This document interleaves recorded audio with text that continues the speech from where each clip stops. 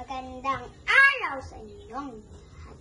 Ako po si Amara Angela University Reyes. Nagaling po ako sa Kinder 2B. Ako po ay may pinugatang kuntang.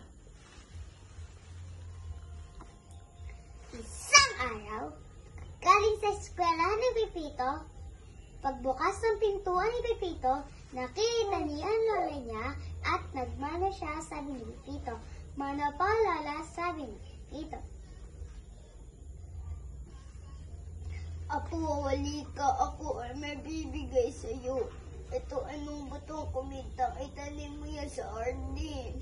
Sabi ni Lola. Tuwan-tuwa si Pepito. Maraming salamat, Lola, sabi ni Pepito. Yay!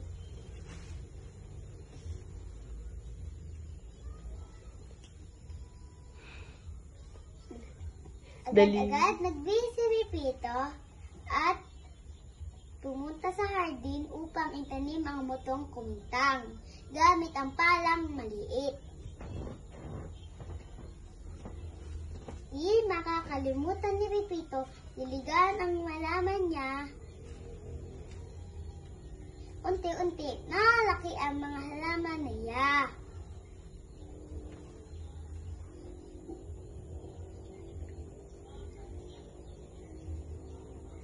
Subalit isang araw, bumuhos ang malakas na ulan. Nag-alala si Pepito, sana hindi masira ang aking mga halaman, sabi ni Pepito.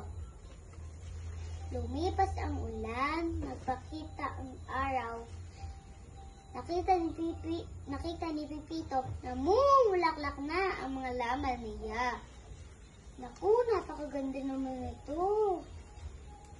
Kumuha si Pepito, naku, napakaganda naman ito, sabi ni Pepito.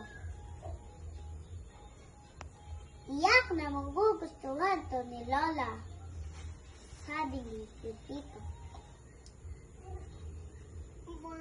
Pag-uwi ng kanilang bahay, nakita niya ang Lola niya at nagmana siya, sabay abot ng bulaklak. Naku, napakaganda naman ito. Apo, maraming salamat, Pepito, sabi ni Lola. Sana ay nagustuhan ninyong aking kwento tungkol kay Pepito. Gaya ni Pepito. Gaya ni Pepito. Maging mabait, masipag, at magalang.